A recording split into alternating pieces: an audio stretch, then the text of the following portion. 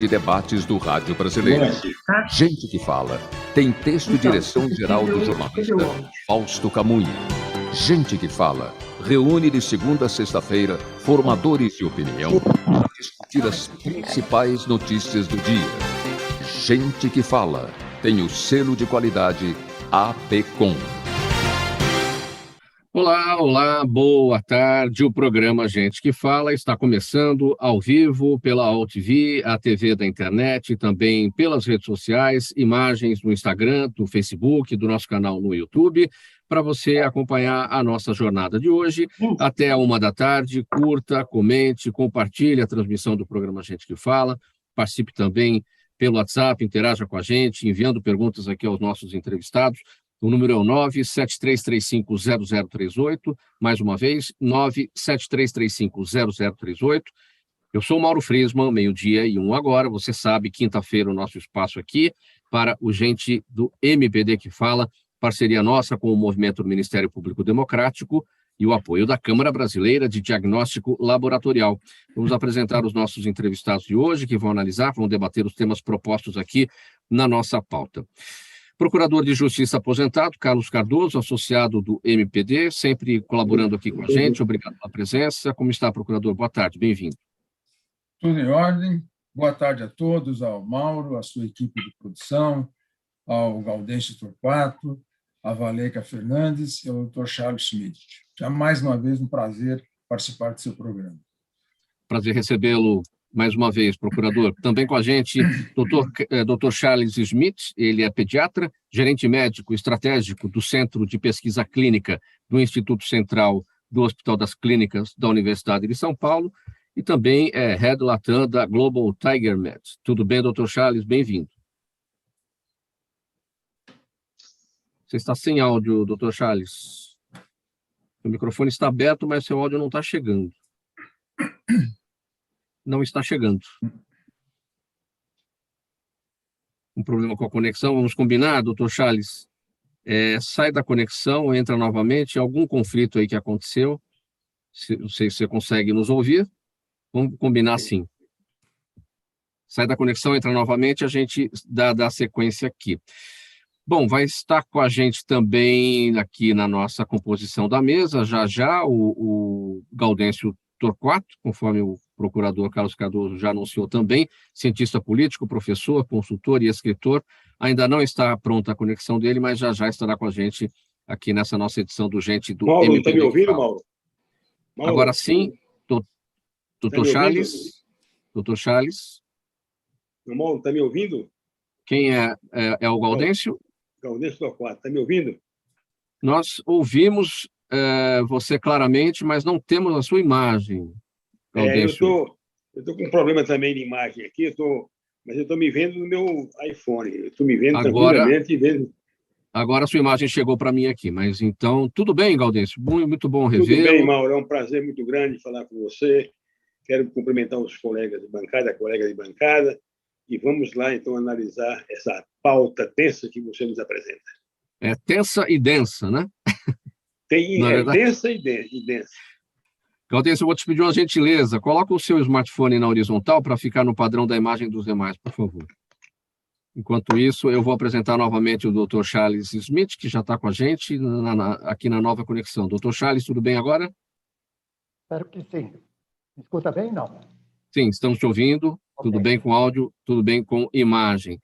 Ótimo. Só no aguardo aqui, então, da Valeica Fernandes. Ela é jornalista, ativista em direitos humanos, integra o Conselho Permanente de Direitos Humanos do Paraná e é coordenadora do coletivo Você Não Está Sozinha. Ela também está ali com algum problema na própria conexão, mas já estará com a gente. Enquanto isso, 12h04, vamos ao primeiro assunto de hoje. Pessoal, havia uma enorme expectativa quanto à posse de Alexandre de Moraes na presidência do Tribunal Superior Eleitoral, que reuniu Jair Bolsonaro, Lula, Michel Temer e Dilma Rousseff, entre outros, como todos nós acompanhamos aí no início da semana. Mas o que se viu foi uma inédita contraposição do estabelecimento institucional aos atos e ações de um presidente da República. Não foi só o discurso de Alexandre de Moraes, que foi duríssimo e não deixou margem para especulação. Todo o cerimonial, os discursos, a distribuição dos convites e as presenças evidenciaram o aval pleno dos demais poderes, Ministério Público, partidos, candidatos, do Judiciário e da OAB às urnas eletrônicas. Gaudêncio, eu começo com você esse tema, do ponto de vista aí da ciência política. O ministro Alexandre de Moraes agora no comando do TSE, em definitivo, e na cerimônia de posse dele, esse movimento, né, todo o estabelecimento institucional dando aval pleno ao nosso sistema nosso sistema eleitoral e as urnas eletrônicas. Seu entendimento a partir da ciência política. Vamos lá. Mais uma vez, boa tarde a todos. Esse evento, Mauro, foi o mais importante evento dos últimos tempos, reunindo, vamos dizer assim, os comandantes dos poderes e, evidentemente, as instituições sociais organizadas a partir da OAB. Então, transformou-se um evento que seria meramente formal num evento político. E o Alexandre de Moraes teve a habilidade de convidar os ex-presidentes.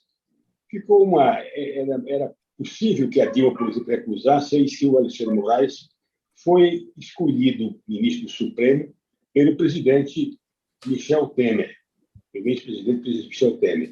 Então, seria muito complicada a ida da ex-presidente Dilma.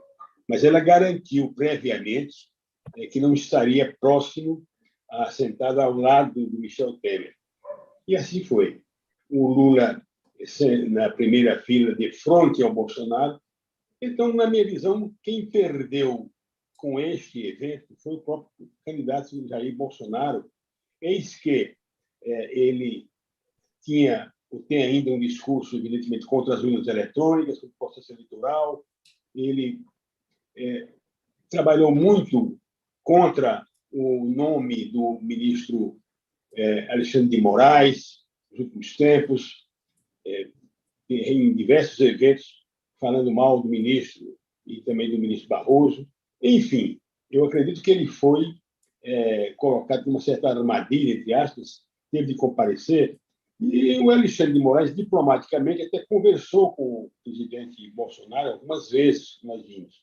Então, na minha visão, o quadro mais importante, a vitória mais importante foi do próprio Alexandre, que fez um discurso duro, evidentemente, defendendo, vamos dizer assim, as urnas eletrônicas, defendendo o processo eleitoral, a transparência, o conceito de verdade, e, na minha visão, ele deu o sinal de que, doravante, ele vai agir com muito rigor no controle das fake news pelas redes sociais. Então, o recado está dado, a campanha já está na rua, e vamos verificar agora o que poderá ocorrer. O próprio presidente Bolsonaro já está sendo, vamos dizer assim, objeto de investigação por parte da Polícia Federal, que encaminhou ao Supremo, né, um pedido para investigar o presidente, eis que há indícios, vamos dizer, de ilegalidade cometida por ele numa live feita há tempos atrás, onde ele, inclusive, chegou a colocar a questão da vacina e associar a vacina com a AIDS. E até também falando da gripe espanhola, que teria sido, digamos, objeto, também teria sido motivada também pela vacina, lá atrás. Então, é interessante como ele embola as coisas, faz uma confusão e cria realmente aí, em torno dele, uma imagem bastante polêmica. E essa imagem vai continuar nos próximos tempos. Enfim, o Supremo Tribunal Federal, o Tribunal Superior Eleitoral vão agir com rigor, na minha visão, nos próximos tempos, tendo em vista o endosso recebido pela sociedade brasileira através de suas entidades intermediárias. Né? Temos um fenômeno novo hoje, Mauro, que é a organicidade social. O Brasil nunca esteve tão organizado quanto nesse tempo, por meio de suas entidades representativas, sindicatos, associações, movimentos, núcleos, grupos, que estão dando recado, quase, vamos dizer assim, a prática da democracia direta. Já que o Congresso não dá respostas positivas, vamos apelar diretamente, dizem os eleitores, para nossas entidades organizadas. E essas entidades estão fazendo pressão, eu diria, um poder centrípeto das margens para o centro, forçando, digamos, os poderes centrífudos, seus poderes constitucionais institucionais.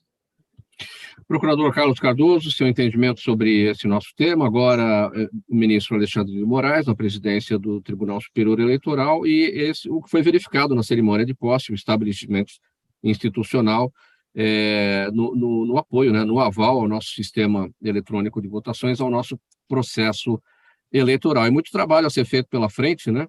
A defesa do próprio sistema e o combate às fake news, não é, procurador? Pois é.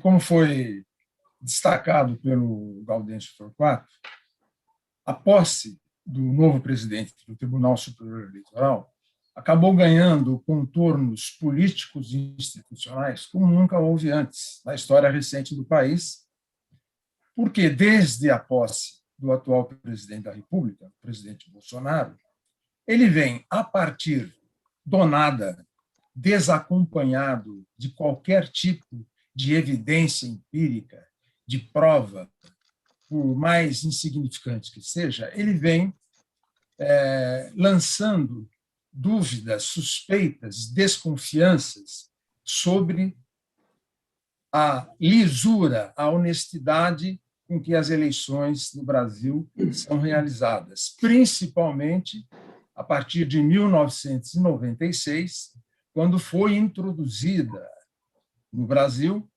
a realização de eleições e apurações por meio de urnas eletrônicas. Desde então, não houve nenhuma comprovação de qualquer tipo de fraude.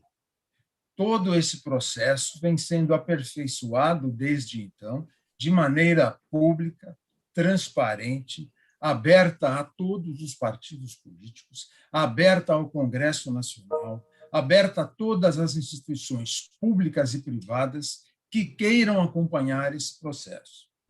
O que nos leva à conclusão inexorável de que o senhor Jair Bolsonaro, aliado a setores obscurantistas do Estado e da sociedade brasileiras, deve conspirar contra a continuidade do processo democrático no Brasil.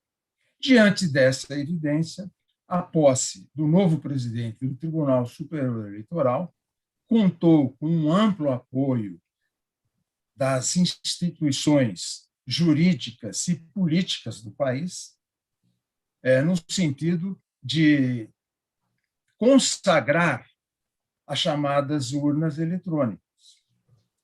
Os principais governadores de estado estavam presentes, as principais lideranças políticas do Congresso Nacional estavam presentes e importantes representantes da sociedade civil também estavam presentes.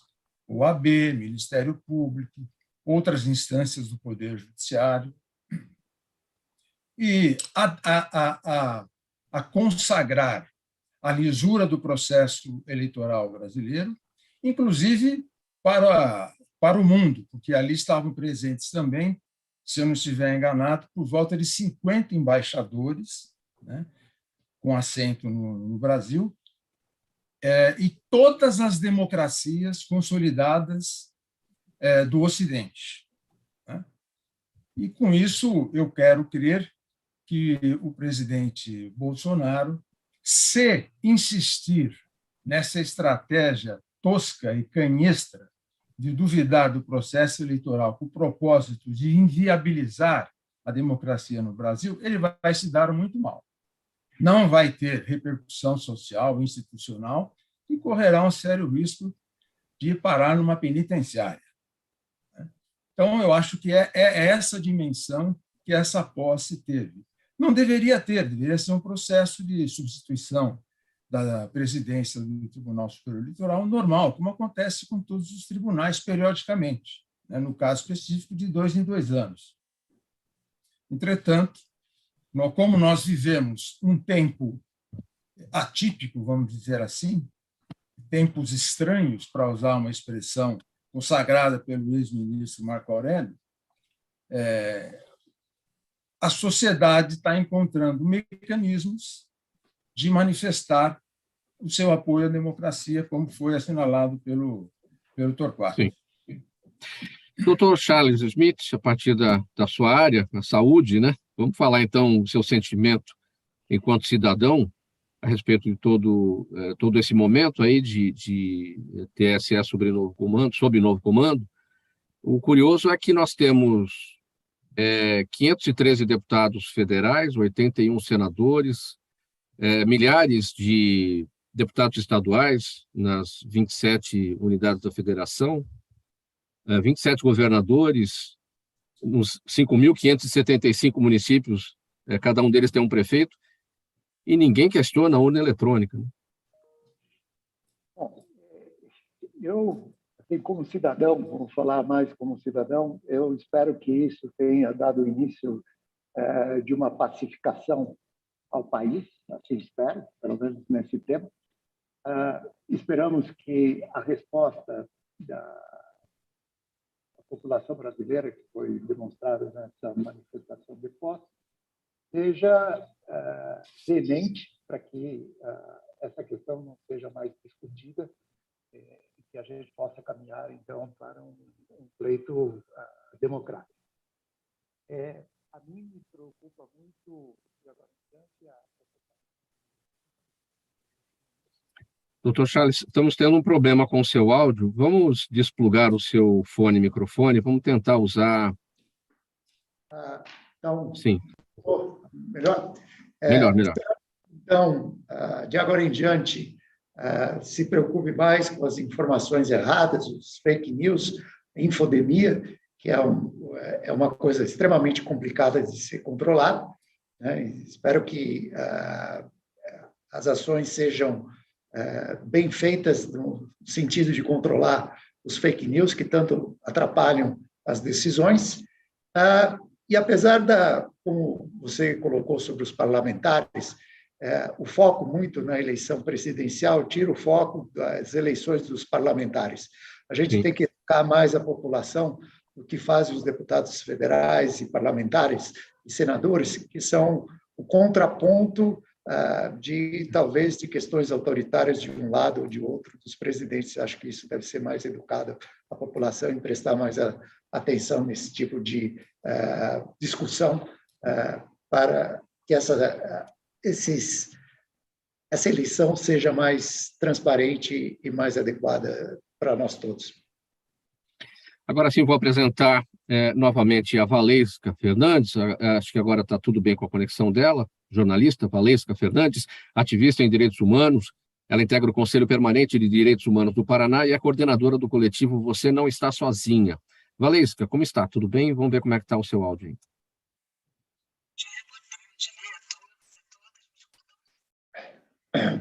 A gente não te ouve ainda. A gente não consegue. A gente tem a sua imagem, a gente não tem o seu áudio. Muito estranhamente, algum problema aí na sua conexão.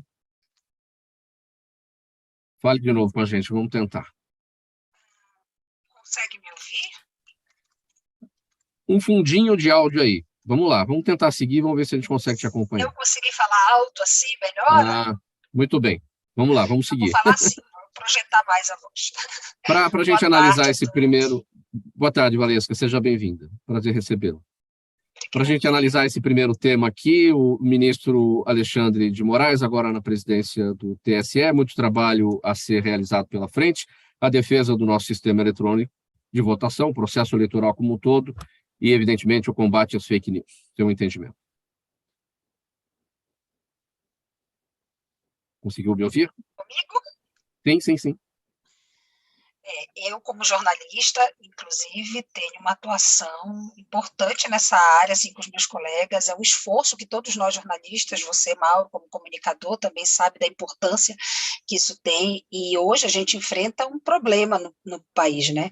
Que muitas vezes, ao invés de noticiar o fato, a gente gasta tempo, energia e recursos para desmentir fatos inverídicos.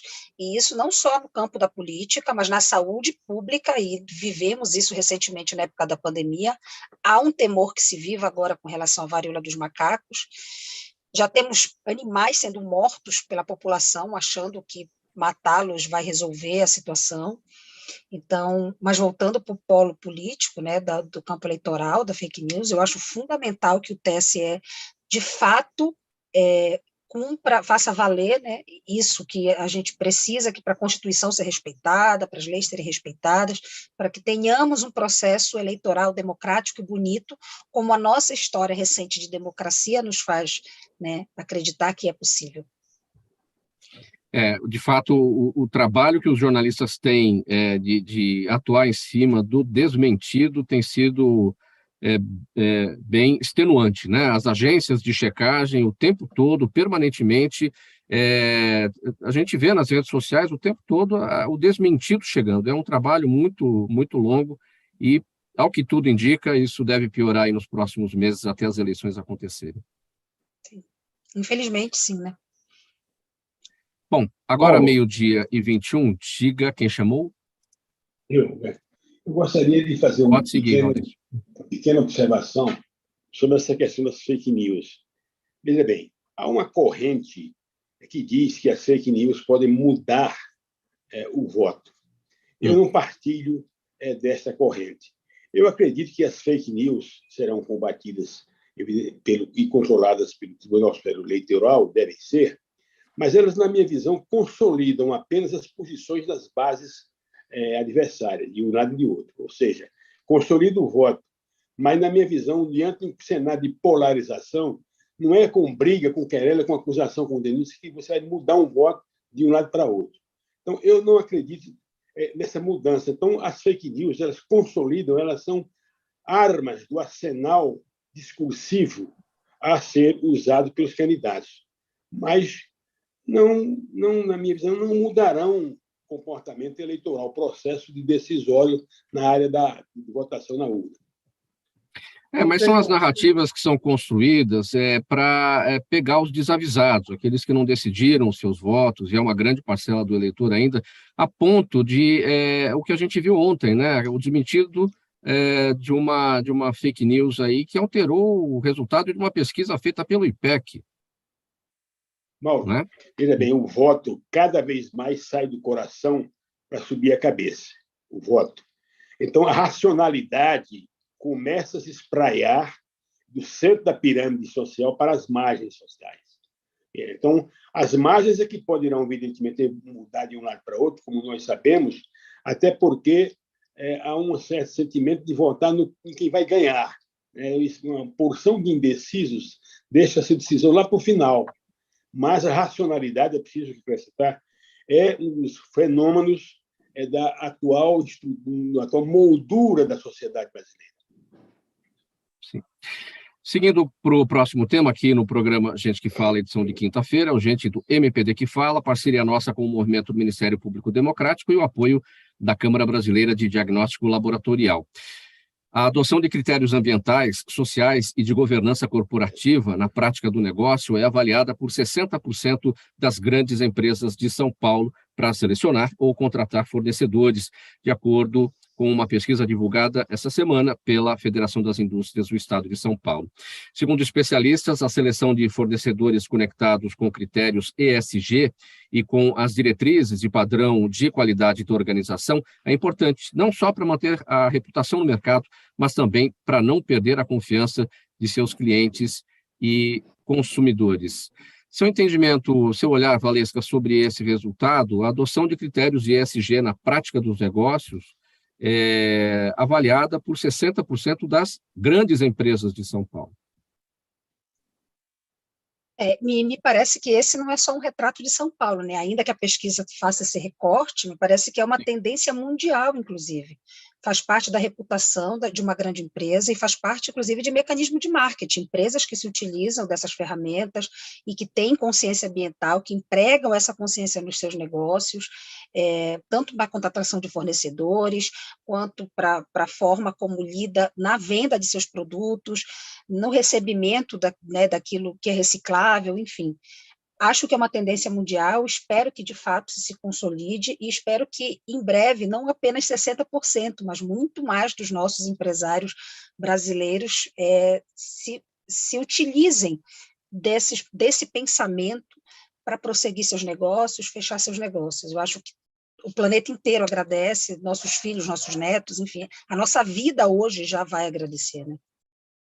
E a gente está falando aqui, segundo essa pesquisa, de 60% das grandes empresas, né? A gente tem um outro universo das médias e das pequenas que formam o grande bolo, né, em todo o país, e essas empresas talvez não estejam nem engajadas no ESG, não tenham conhecimento do conceito, não é verdade? Sim, e que me parece, inclusive, que no caso de micro e pequenas empresas, muitas estão tentando sobreviver, né?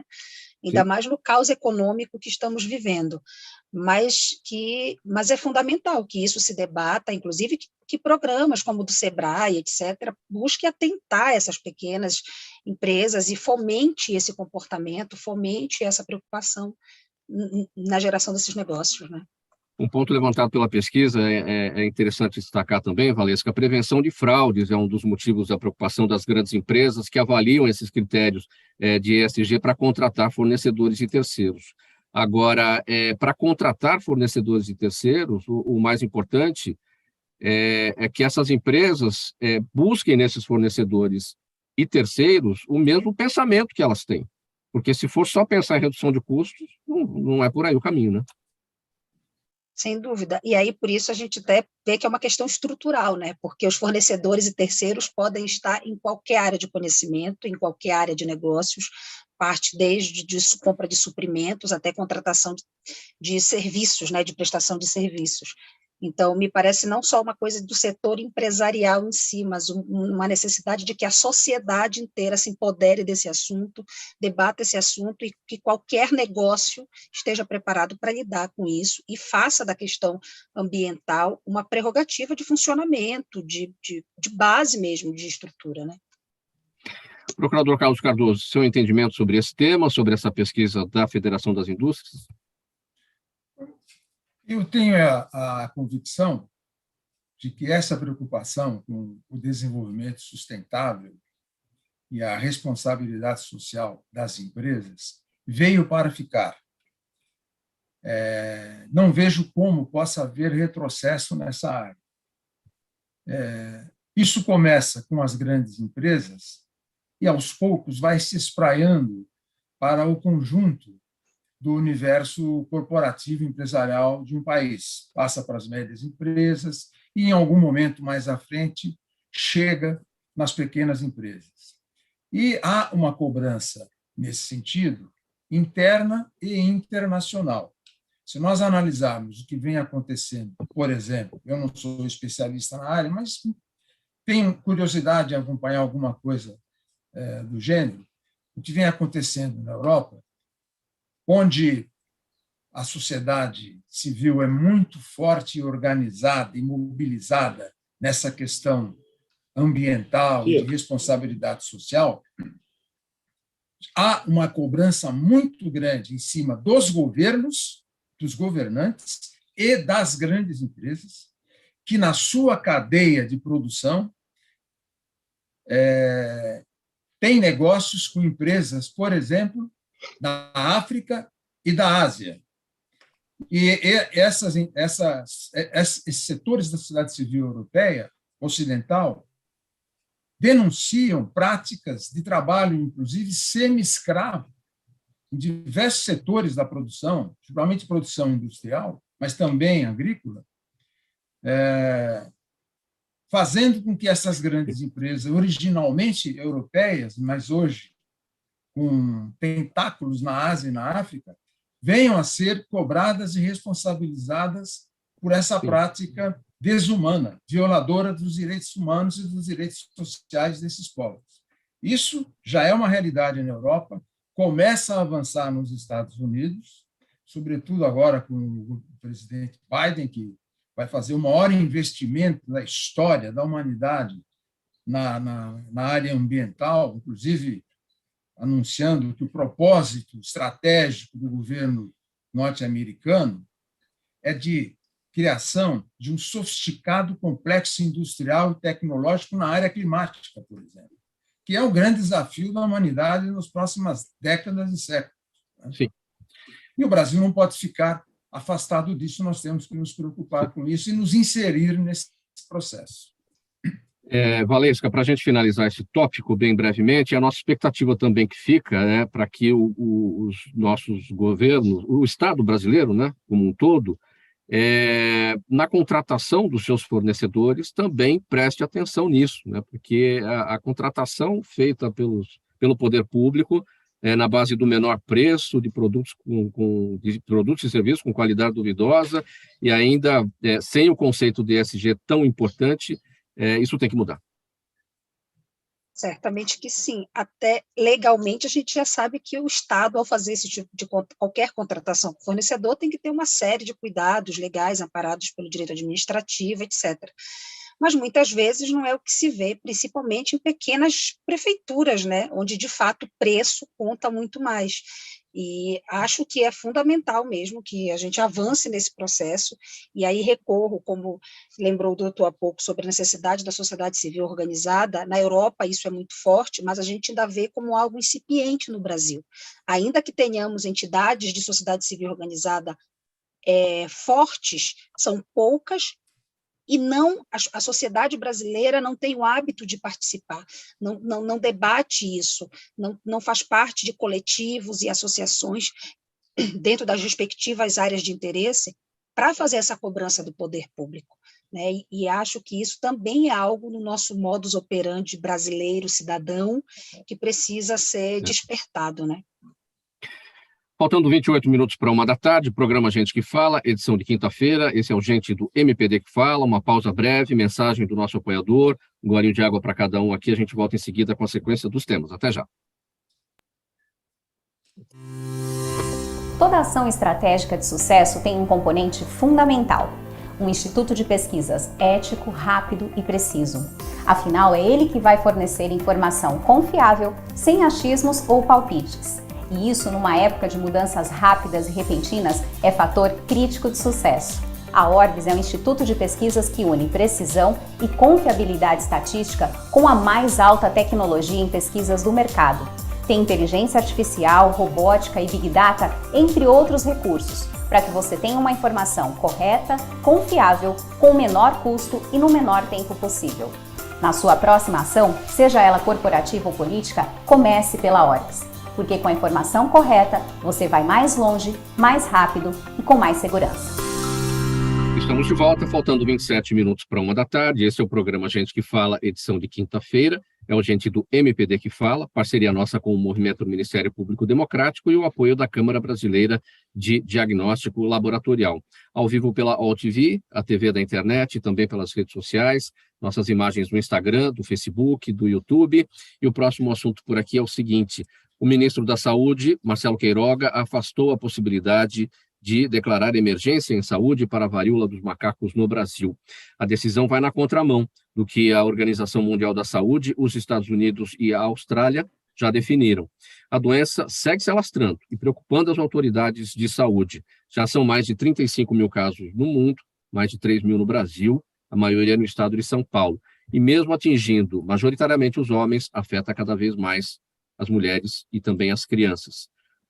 Doutor Charles, seu entendimento sobre esse tema, o ministro da Saúde descartando a emergência para essa questão, a varíola dos macacos. A nossa preocupação é que não se repita os fatos que ocorreu na pandemia da Covid-19, os atrasos e a falta de transparência de que a pandemia foi controlada, se repita agora. A questão de não ter a informação certa, de identificar os casos, que seja a testagem, o bloqueio dessa transmissão e a vacinação, que é importante, fica difícil acreditar que estamos fazendo isso de forma correta. Há uma discrepância de informação, os dados epidemiológicos são muito importantes para a gente avaliar. Certamente, a varíola do macaco não é tão... as questões de mortalidade não são tão esperadas, né, e mesmo o nível de transmissão não tão rápido, mas certamente as medidas de emergência têm que ser avaliadas pela coleta de informação mais sistematizada, que a gente possa identificar os casos mais rapidamente e tomar as medidas de contenção. Essas seriam as questões mais práticas de uma sinalização de emergência. Talvez, infelizmente, como nós temos um governo atual muito politizado nas questões de saúde, isso atrapalha as decisões científicas claras, né? Ainda bem que ninguém sugeriu ainda dar ivermectina para esse tipo de caso, nem a cloroquina. Pelo menos estamos seguindo, né? Já houve a compra do medicamento Tecovirimat, que já é um sinal que pelo menos estamos falando mais de ciência, né? E não de questões não baseadas em evidências. A gente espera que possa mudar esse conceito, né? O governo anunciou que pretende comprar, são poucas doses, né? 20 mil doses de vacina contra a varíola. Acho que foram 50 mil. 50 mil? Isso deve chegar só no mês que vem. Essas vacinas têm que passar por alguma avaliação na Anvisa para depois ser colocada aí para Não, se uso? comprar de fornecedores, porque essas vacinas são compradas através da OPA, da Organização Mundial de Saúde. Há a possibilidade de fazer muito mais pressão, porque o Brasil é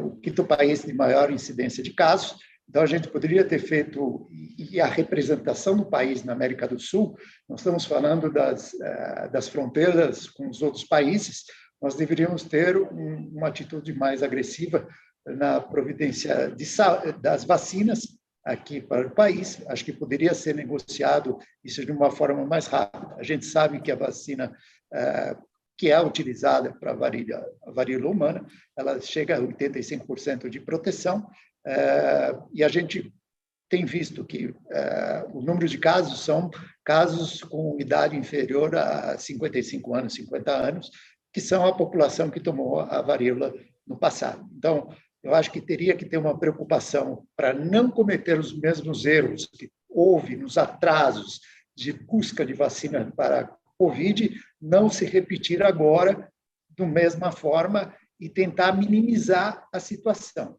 né? Isso que eu acho que deve ser pressionado pela sociedade médica, pela própria população, que isso seja mais transparente e comunicado. E o antiviral, o Tecovirimat, ele, uma vez aprovado lá pelo FDA americano, ele também estaria pronto para uso aqui ou tem que passar pelas nossas autoridades de saúde?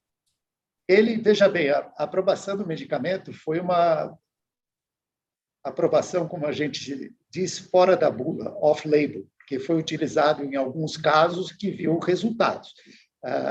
E com esses resultados que nós temos um grande número de pacientes, mas ele tem uma ação, sim, principalmente para os casos que são com evolução mais grave, seria utilizado, e é muito importante que tenhamos essa medicação já à disposição.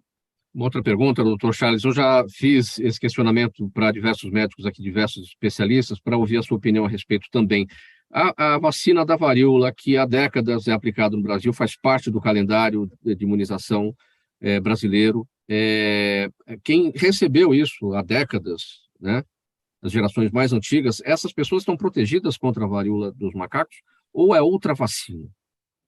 Não, é a mesma. Você tem uma produção de vacinas específicas para varíola do macaco, mas que é muito semelhante e que os dados que a gente tem até o momento, a vacina que foi dada no passado tem uma eficácia, como eu falei, de 85%, né? Mas como a vacina está erradicada, a varíola estava erradicada na década de 80, a gente acredita que a imunização que possa ser feita de bloqueio quando necessário, vai ser suficiente para diminuir a transmissão da varíola do macaco. Sim. Faltando 21 minutos para 13h agora, vamos seguir aqui para o próximo tema. Programa Gente que Fala, edição de quinta-feira, é o Gente do MPD que fala aqui pela UOL-TV e também pelas redes sociais. Valesca, o Brasil tem a 5ª maior população carcerária feminina do mundo. Segundo dados bastante desatualizados do Ministério da Justiça, quase 13 mil mulheres, o que representa 35% das 37 mil presas no país, estão separadas de seus filhos de até 12 anos de idade. E, além disso, pouco mais de 1.000 crianças vivem dentro dos estabelecimentos prisionais, ainda não separadas das mães pelo Estado. Segundo o programa Justiça Sem Muros, do Instituto Terra, Trabalho e Cidadania, o encarceramento de mulheres mães, gestantes, lactantes e puérperas produz inegáveis consequências negativas na vida delas e das pessoas que as rodeiam. O que esse cenário de ser mãe estar presa no Brasil representa? A gente já tem no Brasil um quadro muito grave de descumprimento das leis por parte do Estado, né? Quando o STF declara o estado de coisas inconstitucional no sistema penitenciário, a gente já faz uma ideia de toda a sorte de violações de direitos praticados pelo Estado brasileiro com as pessoas em situação de privação de liberdade. E aqui não vamos entrar no mérito sobre o que essas pessoas fizeram, porque, independentemente disso, cabe ao Estado garantir a custódia dessas pessoas dentro da lei.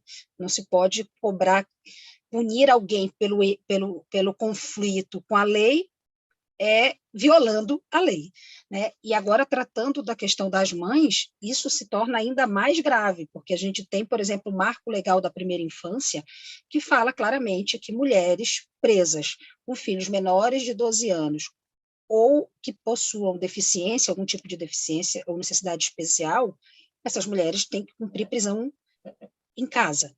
E depois, 2 anos depois, vem o STF com um habeas corpus coletivo e diz que essas mulheres precisavam, em casos de prisão preventiva, que esse cumprimento se desse em casa. No entanto, segundo institutos que trabalham, pesquisam e monitoram essa situação, como o ITTC, aponta que 30% das mulheres apenas presas no país conseguem que o Estado cumpra isso. E quando eu falo Estado, eu falo de do Estado como um todo, né? Não exatamente o Executivo apenas, até porque, ainda que o Executivo seja o maior responsável pelas masmorras que temos no país, no sistema penitenciário, muitas vezes é o Judiciário, que não, muitas vezes não, sempre, né, no caso, que não permite a liberdade dessas mulheres no cumprimento dessa não liberdade, porque elas não estariam libertas, mas o cumprimento, seja da pena ou da prisão preventiva, em domicílio, né? E aí a gente tem uma série de problemas, porque a gente não está falando só da mãe. A mãe, inclusive, a meu ver, é quem menos importa nesse processo. Nós estamos falando de crianças e adolescentes que têm o direito de ter suas mães perto e que não podem pagar pelo crime cometido ou pelo crime pelo qual é acusada essa mulher, né? Pena não é extensiva a ninguém, pena é exclusivamente de quem deve ser punido pelo crime cometido, mas a gente vê a extensão da pena aos filhos dessas mulheres quando o Estado viola esse direito de que essas crianças sejam cuidadas pelas suas respectivas mães. Bom, esse assunto, Valesca, está muito longe de ser olhado com lupa, né, no Brasil. Como eu destaquei aqui na abertura, os dados do Ministério da Justiça são bastante desatualizados. Esses números não devem corresponder à realidade. Também não está na agenda, não está no radar do Congresso, né, para que essa situação se modifique.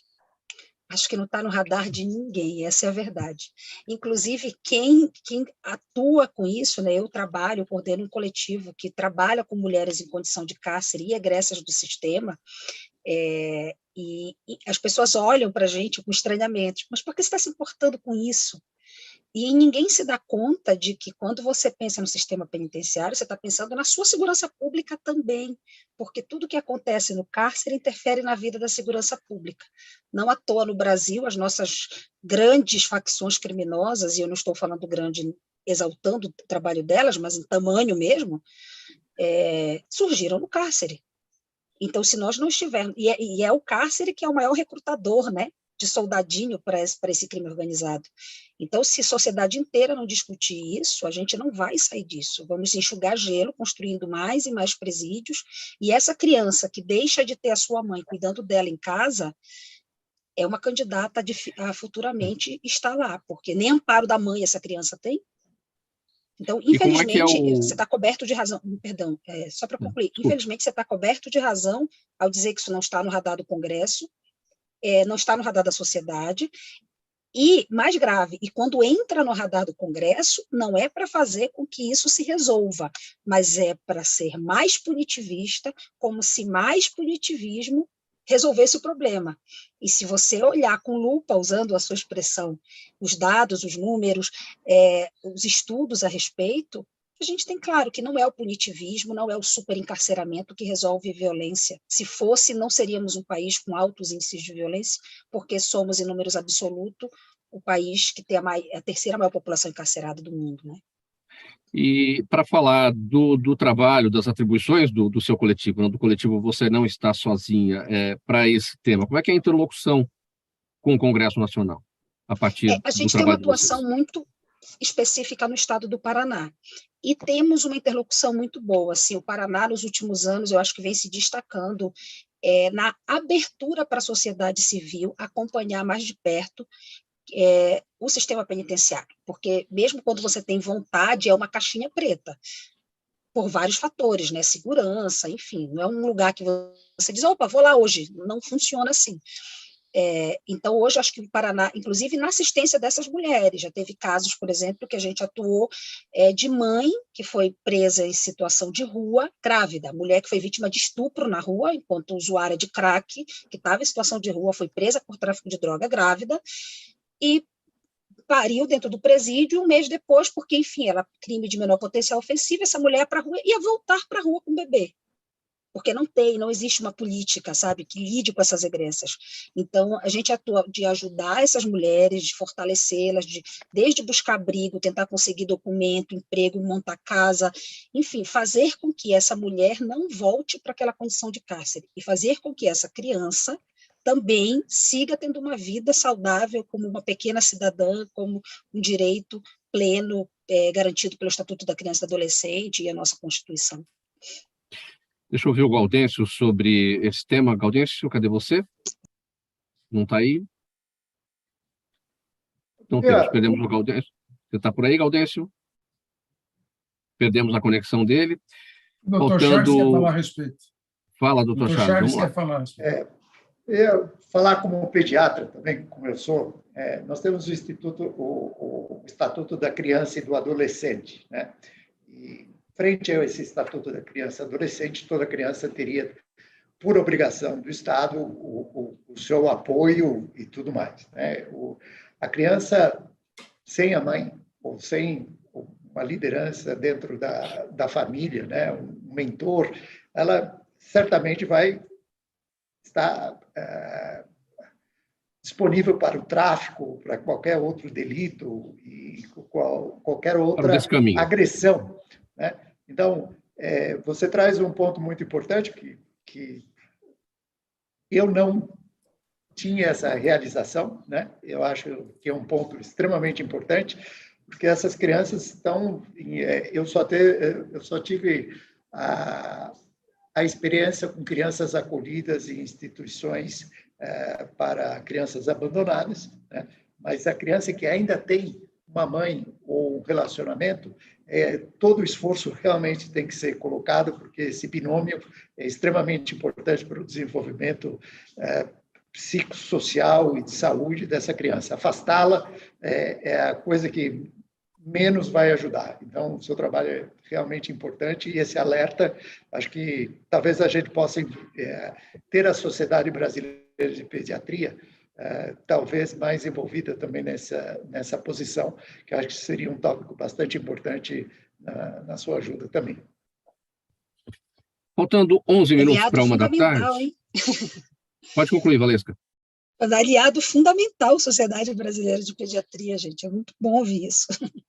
Me perdoe por ter cortado você.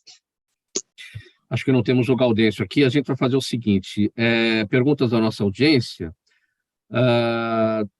Procurador Carlos Cardoso, o seu Jaime do Jardim Bonfilholi aqui na capital, sempre aqui participando com a gente, mandando perguntas.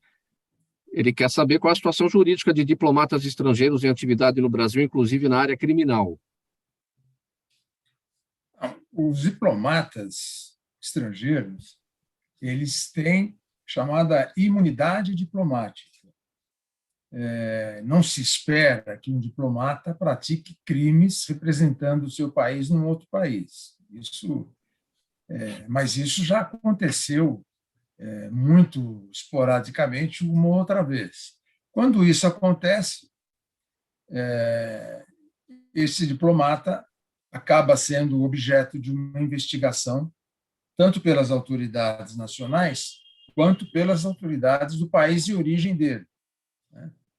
E a eventual punição que ele venha a receber vai depender da cooperação internacional estabelecida em tratados e convênios entre o Brasil e esse país de origem do diplomata. Mas, normalmente, a responsabilidade penal dele vai ficar, em princípio, restrita à esfera de decisão do país de origem dele, porque ele tem chamada imunidade diplomática. Não é imunidade para tudo, mas é para quase tudo, eu diria. Ele deve estar se referindo, o seu Jaime do Jardim Bonfilholi, ao caso do cônsul alemão, Herbert Hahn, que foi preso pela morte do marido belga, Walter. O seu entendimento se aplica a esse caso? Olha, se aplica. Com certeza, a polícia do Rio de Janeiro já entrou em contato com Itamaraty, que já entrou em contato com a embaixada alemã no Brasil, em Brasília, e eles estão tratando essa questão do ponto de vista jurídico. Agora, como se tratou, aparentemente, de um crime de homicídio, um crime hediondo, inclusive, porque parece que ele submetia, pelo que a imprensa noticiou, a vítima a um processo de agressão doméstica, ou coisa do gênero, ele está preso, ele está com a liberdade dele restrita. Mas essa questão certamente está sendo tratada no âmbito diplomático, além da questão judicial. Né? Sim. Pergunta aqui para o Dr. Charles, vem da Juliana Rocha, ela está com a gente no Instagram. Por que o monkeypox ou a monkeypox tem sido mais grave nas crianças? É uma questão de imunidade da criança, né? Sujeita a uma resposta imunológica a um agente desconhecido, né? Então, a criança tem um mecanismo de defesa diminuído em relação ao adulto. Então, um risco maior, não só na criança, como na gestante e pacientes com comorbidades, né? Idosos e com doenças, com imunodeficiências e tratamento oncológico. Sim. Pergunta agora aqui para a Valesca, deixa eu abrir aqui. Valesca, a Daniela Neves está no YouTube.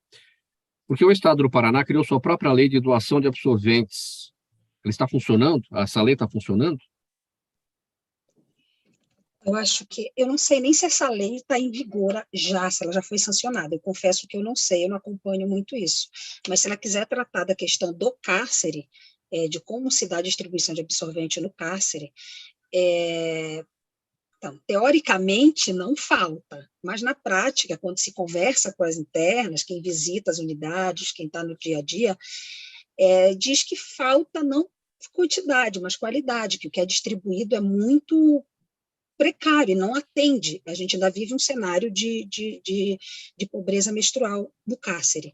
Mas também no Paraná, a gente teve uma iniciativa inédita no Brasil, que foi fruto da União da Sociedade Civil Organizada, que foi a distribuição de coletores menstruais para todas as mulheres privadas de liberdade em todo o Estado, o que foi possível graças a um coletivo chamado Igualdade Menstrual, e também foi possível porque a direção das unidades permitiu essa entrega, permitiu a entrega, a explicação do que se tratava e etc. Claro que por ser algo ainda novo, muitas mulheres optam não usar, o coletor ainda causa estranhamento.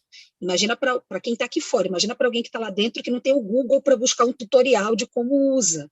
Né? Então, ou pelo menos não deveria ter, né, o Google lá, para buscar um tutorial de como usa. Então, isso ainda causa um pouco de estranhamento. Mas já é um passo largo. E para mim, isso é a prova de que a sociedade civil organizada também tem que se comprometer com a questão da privação de liberdade, porque isso é garantia mínima de dignidade para uma mulher, né? Mas a gente falar de absorvente tem outra coisa que ninguém fala, que é calcinha. Falta calcinha nos presídios, é algo inimaginável, entendeu? Você pensar que uma mulher vai ser presa e que ela só vai ter acesso a uma calcinha talvez 4 dias depois, se a família levar, sabe? Então, nunca ninguém para pensar nisso, né? Porque nunca ninguém para nem para pensar em que alguém, né, nessa condição. É tão básico, é tão elementar, e são questões que precisam ser enfrentadas e que a sociedade toda precisa se mobilizar, ir para cima, cobrar e ajudar quando possível, né? Essa garantia, Valesca, ela tem que ser dada pelas secretarias de segurança pública, secretarias de segurança penitenciária nos estados, em cada estado, ou é um trabalho federal? É do Estado, compete ao Estado. Os presídios estaduais, eles são de responsabilidade do Estado. No federal, seria só as penitenciárias federais, que são 5, e não temos penitenciária federal feminina. Então, ainda que seja crime que possivelmente para um homem iria para um federal, no caso de uma mulher, ela vai para o Estado correspondente, né? E aí compete às secretarias estaduais, seja de segurança pública, administração penitenciária, conforme o organograma de cada Estado. A gente tem a pergunta aqui que está destinada ao Gaudêncio, mas a gente perdeu a conexão dele, eu vou destinar para o procurador Carlos Cardoso. O procurador é o Jorge Prudente, está no Facebook, ele quer saber se quem for eleito presidente da República em outubro terá maioria parlamentar ou não. Provavelmente não. Nem provavelmente, com certeza não. Porque, como são muitos os partidos políticos com assento no Congresso Nacional, a representação partidária no Congresso Nacional, no Brasil, é muito fragmentada. Então, seja quem for o eleito, se quiser contar com algo parecido com uma maioria parlamentar, tanto na Câmara dos Deputados quanto no Senado, terá que fazer composições e entendimentos com outros partidos para alcançar esse objetivo. A gente espera que seja feita da melhor forma republicana. Sem o famoso toma lá da cá e, de preferência, sem o orçamento secreto, que é um escândalo que está alterando profundamente a qualidade da democracia brasileira. 3 minutos para 1h, vamos para as despedidas aqui nesta edição. O procurador Carlos Cardoso está com a palavra. A sua mensagem final, bem brevemente, procurador. Bom, agradeço o convite e parabenizo meus colegas de bancada, o Mauro e a sua equipe de produção, e até uma próxima oportunidade. Obrigado, procurador. Doutor Charles Smith, sua despedida.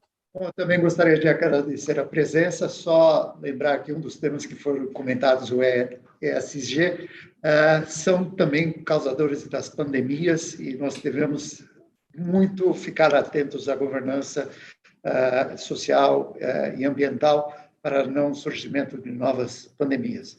Então, agradeço o convite e fico à disposição. Obrigado, doutor Charles. Valesca Fernandes, sua despedida. Como os demais, também gostaria de agradecer a oportunidade, inclusive, de debater esse tema tão ácido com o qual eu trabalho, e parabenizar pelo trabalho realizado por todos nas suas respectivas áreas, e agradecer, Mauro, parabenizar a sua equipe pelo trabalho. Muito obrigada. Faltando 2 minutos para 1h, ponto final nessa edição do programa Gente que Fala de hoje. Quinta-feira sempre é o Gente do MPD que fala, parceria nossa com o Movimento do Ministério Público Democrático e o apoio da Câmara Brasileira de Diagnóstico Laboratorial. Estiveram com a gente hoje Dr. Carlos Cardoso, procurador de Justiça aposentado, associado do MPD, o Gaudêncio Torquato, cientista político, professor, consultor e escritor, a jornalista Valesca Fernandes, coordenadora do coletivo Você Não Está Sozinha, e o pediatra Dr. Charles Smith, gerente médico estratégico do Centro de Pesquisa Clínica do Instituto Central do HC, do Hospital das Clínicas da Universidade de São Paulo. O programa Gente que Fala é uma realização da ABECOM, no apoio técnico na AltV, o Sérgio Oliveira. Valeu, Sérgio, aí pelo apoio, pelo trabalho. Apresentação minha, Mauro Friesman, pauta e redação do Pedro Schiavon, Zenilda Salvato, nossa diretora de produção, jornalista Fausto Camunha, nosso diretor-geral, na AltV, a gerência geral ou a direção geral do Alberto Luchetti, e você do outro lado, espectador, internauta, a razão da nossa presença aqui todos os dias. Muito obrigado a todos pela audiência, a gente volta a se falar amanhã ao vivo aqui pela AltV a partir do 12h. Um abraço a todos.